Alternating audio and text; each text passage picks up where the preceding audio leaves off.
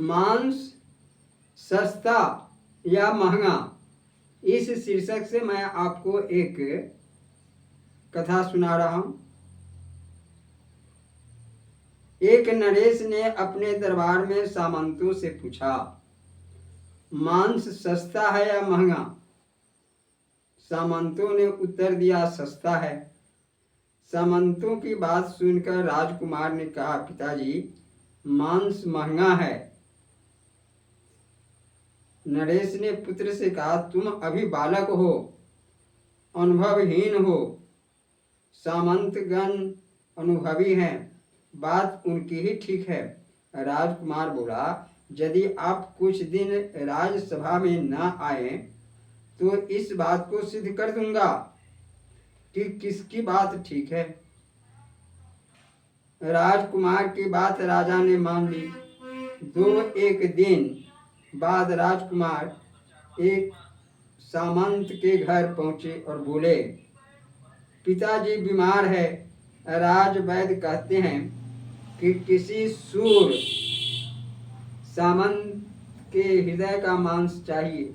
कृपा करके आप अपने हृदय का 2 तोला मांस दे दें, जो भी मूल्य चाहे आपको दिया जाएगा। सामंत ने राजकुमार को एक बड़ी रकम भेंट की और कहा, आप मुझ पर दया करें, किसी दूसरे सामंत के पास पधारें। राजकुमार क्रमशः सभी सामंतों के पास गए। सबने उन्हें भारी भेंट देकर दूसरों के यहाँ जाने को कहा। राजकुमार ने भेंट में प्राप्त वह विशाल धन राशि लाकर पिता के सम्मुख रख दी, सब बातें बता दी पिता को। दूसरे दिन राजसभा में राजा आए।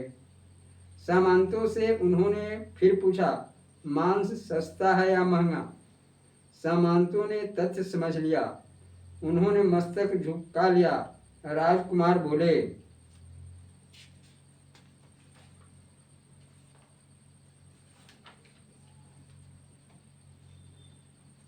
पिताजी, अपना मांस संसार में दुर्लभ है।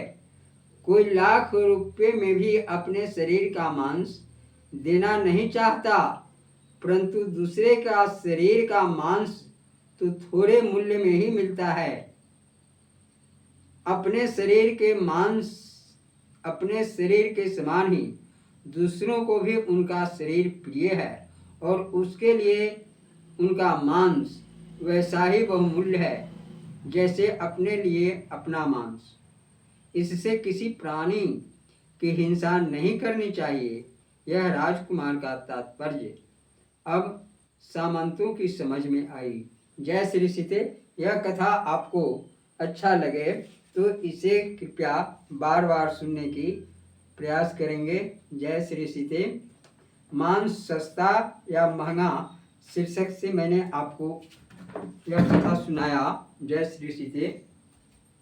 जय सीते, जय सीते।